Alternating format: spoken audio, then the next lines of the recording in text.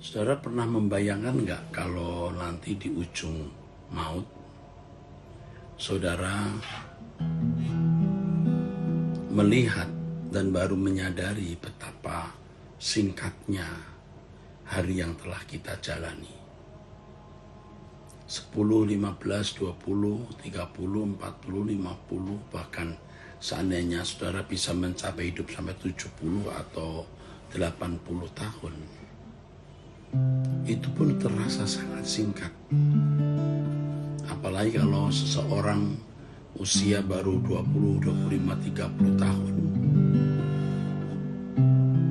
Itu di ujung maut itu dia menengok harinya itu terasa sangat singkat. Terasa sangat singkat. Dan orang tidak pernah bisa menduga sekarang ini karena belum mengalami krisis keadaan ketika ada di ujung maut.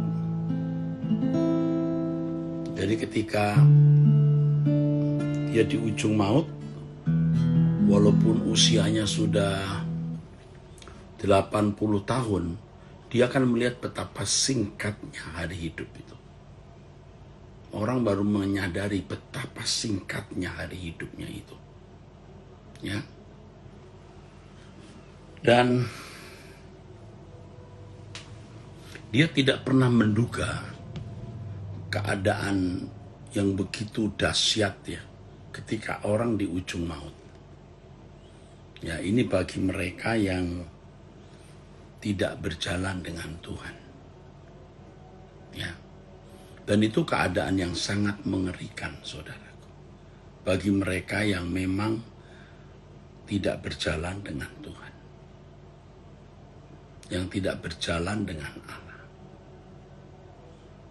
Kalau kita percaya Allah itu ada, mestinya sejak kita masih sehat, kita masih memiliki waktu dan banyak momentum-momentum yang berharga mengenal Dia dan dikenal Dia, kita gunakan waktu itu sebaik-baiknya, saudara.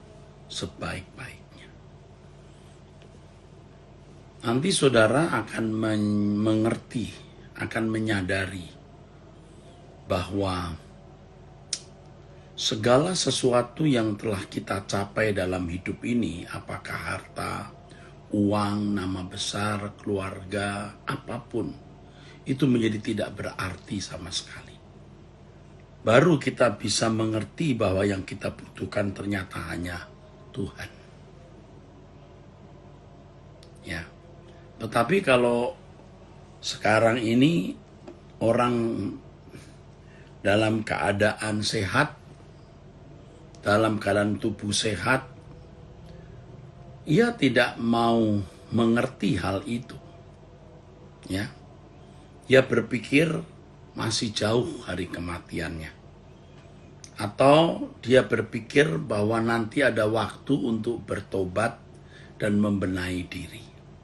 Padahal kita tidak pernah tahu kapan hari kematian kita. Dan kita tidak pernah mau menyadari dan mungkin tidak pernah mau mengerti, ya, ketika orang sudah rusak, itu tidak bisa diperbaiki lagi.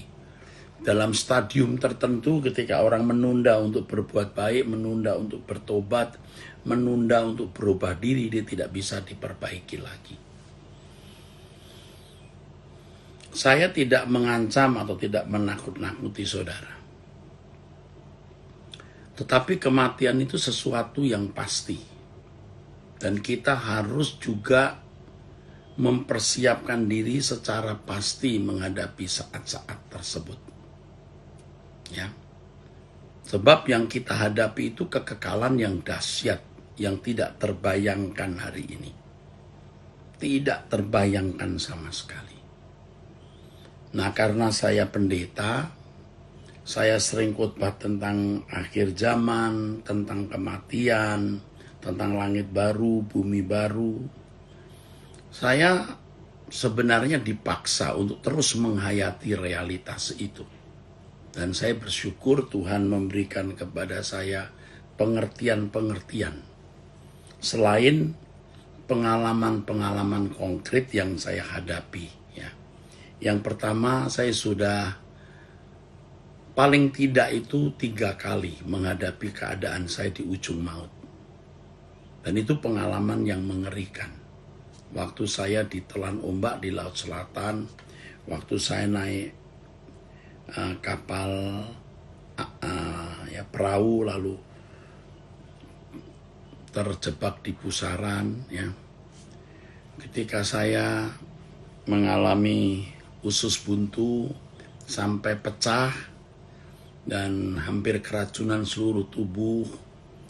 Dan ada lagi peristiwa lain yang mengerikan. Saya naik lift, liftnya jatuh dari ketinggian tertentu. Ini suasana seperti itu, suasana yang tidak bisa digambarkan, saudara. Tapi pernah saya alami, mengerikan, saudara. Lalu saya mendapat kesempatan dari Tuhan untuk melihat pergumulan orang di ujung maut. Ketika orang di ujung kematian itu, saya melihat, saya menyadari, saya melihat dan saya bisa mengerti pergumulan hebat seorang di ujung maut itu bagaimana, saudara. Itulah sebabnya saya mengajak kita untuk mempersiapkan diri menghadapi saat itu. Ya. Tidak ada yang bisa mendampingi kita, tidak ada yang bisa menemani kita kecuali Tuhan. Oleh sebab itu kita sekarang harus benar-benar mengalami Dia. Kita harus mengerti bagaimana perasaannya terhadap diri kita. Apa penilaiannya terhadap diri kita masing-masing ini. Ya, jadi bukan sekedar kita percaya Dia ada, Dia hidup, tapi harus benar-benar mengalami. Nah, kita sering ya hanya puas sampai pada keyakinan tentang keberadaan Dia. Kita yakin Allah itu ada, kita percaya kita anak-anak Allah, kita percaya kita telah menerima pengampunan dosa, dosa kita diampuni, ya, kita sudah dibenarkan. Jadi kita selesaikan secara nalar di dalam keyakinan. Dan banyak gereja mengkondisi jemaat sampai pada taraf itu. Bahkan pengajar dan teolog-teolognya pun hanya sampai taraf itu. Jadi memahami Allah dari buku, dari literatur, di ruang kuliah, di ruang perpustakaan, tapi tidak menjumpai Allah secara langsung. Bisa saja dia berbicara mengenai Tuhan, bisa saja dia memberikan seminar mengenai Tuhan, tetapi apakah dia sungguh-sungguh mengalami Tuhan? Apakah sungguh-sungguh memiliki kegentaran terhadap fakta ini? Jadi orang-orang yang memang tidak mengalami Tuhan secara benar, ya saudara, kalau dia seorang pembicara, seorang pengkhotbah, seorang guru sekolah teologi, itu menjual Tuhan, menjual ilmu tentang Tuhan. Padahal yang dikehendaki oleh Tuhan itu setiap kita mengalami Dia. Kalau seseorang sebagai pengkhotbah, sebagai guru, sebagai dosen sekolah tinggi teologi, dia bukan hanya menyampaikan ilmu tentang Tuhan, tetapi dia juga membagikan spirit kegentaran akan Allah itu. Spirit kegentaran akan Allah. Mungkin ada orang yang memandang atau menilai jika kita berbicara tentang surga, neraka, kematian, kita seperti mengancam, ya, nakut-nakuti. Mengancam, ya, nakut-nakuti. Kita tidak nakut-nakuti atau mengancam karena kita juga tidak memiliki maksud apa-apa, saudara. Ya, jangan berpikir kita nakut-nakuti supaya orang takut masuk neraka, lalu ke gereja, lalu memberikan persembahan. Oh, itu jauh dari pikiran saya, jauh. Tidak kepikir, saudara. Saya hanya mengajak saudara sungguh-sungguh mempersiapkan saat yang begitu mengerikan itu. Ya. Saya sendiri juga berjuang untuk mempersiapkan diri menghadapi saat itu, saudara. Dan yang saya lakukan hari ini adalah saya berusaha untuk mengerti apa penilaian Tuhan terhadap diri saya. Apa yang Tuhan rasakan mengenai diri saya. Itu yang saya gumuli terus. Saya mulai dari tidak melakukan apa yang saya pandang salah.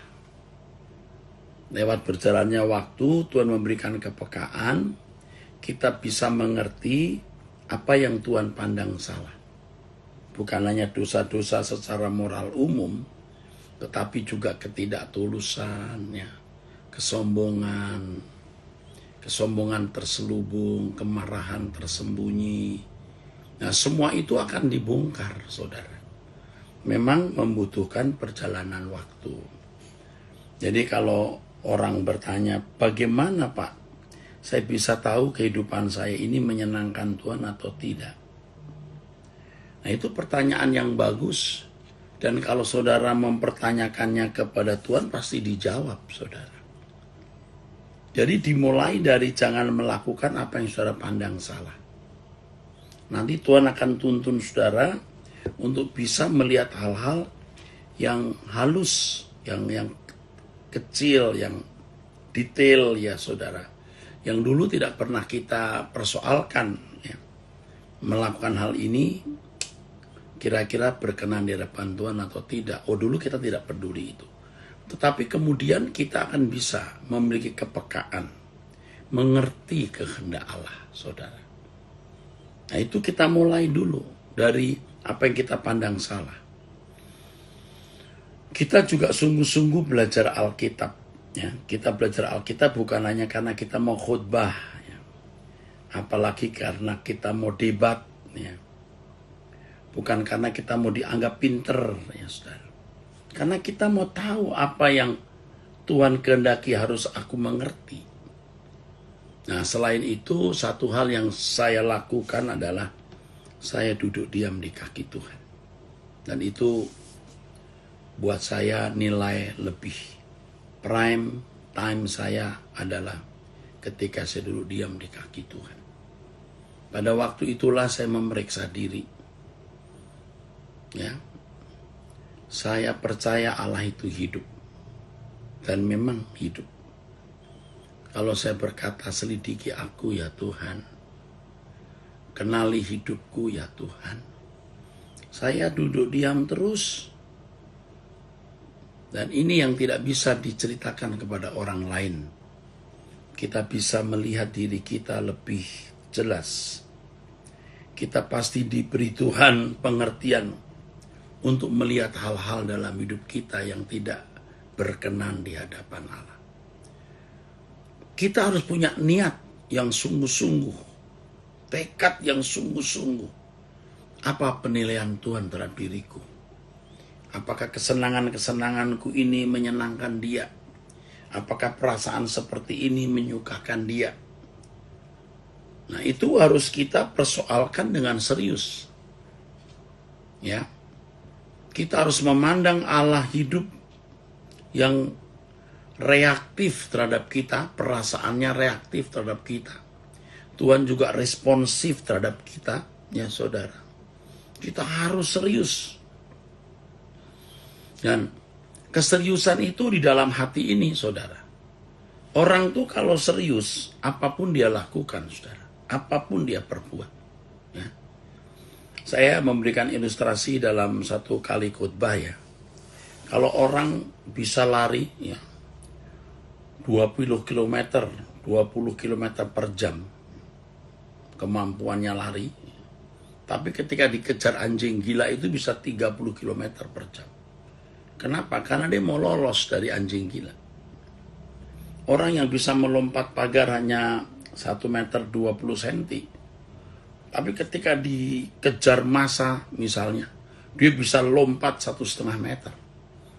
Keadaan terpaksa itu, saudara, bisa membuat orang nekat. Dan nekatnya seseorang itu bisa memberikan kekuatan ekstra, kemampuan ekstra di dalam dirinya.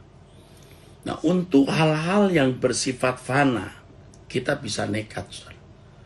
dan bisa berprestasi, saudara. Untuk hal-hal yang fana. Mengapa untuk hal yang bersifat kekal ini kita tidak nekat? Kita tidak nekat. Kenapa kita nggak nekat? Aku mau benar-benar berkenan di hadapan Allah. Aku mau benar-benar bersih di hadapan Dia. Ya, supaya waktu kita nanti di hadapan tahta pengadilan Allah, saudara. Nah, kita baru bisa berani menghadap Dia. Nah, itu yang kita harus kerjakan. Nah, pada waktu kita berdoa, ya, kita harus berani mengatakan kepada Tuhan, Tuhan, biarlah nyanyianku sampai ke tahta-Mu. Nah, ini yang saya kemukakan kemarin, saudaraku. Bagaimana aku sudah mendapat tempat, ya. Sejak aku di bumi ini, aku sudah mendapat tempat di hadapan-Mu. Yakin, mungkin saudara ini dianggap mistik. Ya terserah. Terserah orang-orang yang rasionalis memandang apa yang saya kemukakan ini seperti mistik. Enggak apa-apa, terserah. Tapi lakukan, kalau Allah itu hidup, kita membuka diri kita untuk dinilai Dia pasti berbicara. Ya, asal saudara serius loh. Dan keseriusan itu akan nampak dalam tindakan saudara dari menit ke menit setiap hari. Apakah kita benar-benar menghindari hal-hal yang Tuhan tidak kehendaki. Sesuci-sucinya, sekudus-kudusnya. Itu perjuangan yang berat, saudaraku. Itu lebih berat dari mencari uang. Itu lebih berat dari belajar teologi di perpustakaan atau mendapatkan satu program, satu gelar maksud saya. Lebih berat. Dan inilah yang mestinya kita gumuli. Kita berurusan dengan Allah yang hidup. Beri aku tempat di hadirat-Mu ya Allah. Biar aku boleh masuk. Kalau kita percaya bahwa tidak ada batas antara kita dengan Allah dalam arti jarak ya. Artinya begini, kita bisa menyentuh Allah dengan doa. Seperti yang kita sering nyanyikan atau kemukakan, Allah sejauh doa. Jadi begitu kita berdoa kita nyampe. Nah waktu kita nyampe ini, kira-kira kita diperkenan tidak masuk di hadirat-Nya. Allah memiliki hadirat. Kira-kira kita diperkenan masuk nggak di hadirat-Nya? Kalau yang saya lakukan ya saudara, yang saya lakukan, saya berdoa dan saya minta Tuhan bawaku masuk ruang maha suci-Mu. Saya serius dan saya menguji diri, layak tidak. Dan memang saudara, saya bisa mengerti ya, si bungsu anak terhilang di Lukas pasal 15, aku tidak layak menjadi anak Bapa. Oh itu baru kita mengerti. Walaupun kita tidak melakukan pelanggaran moral, tetapi keagungan kesucian Allah itu dahsyat. Aku tidak layak menjadi anak-Mu ya Allah. Keadaanku itu carut marut, keadaanku ini compang camping. Tapi Tuhan Yesus telah menebus dosaku, memikulnya di kayu salib, dan membenarkan diriku di hadapan-Mu. Aku boleh menghadap Engkau. Dan sekarang kalau aku menghadap Engkau ya Bapa, aku sadar bahwa karakterku masih buruk, watakku masih buruk. Tapi aku bertekad tidak melakukan kesalahan. Aku bertekad tidak berbuat satupun kesalahan. Aku bertekad tidak mencintai dunia sama sekali. Aku bertekad Tuhan untuk hidup suci.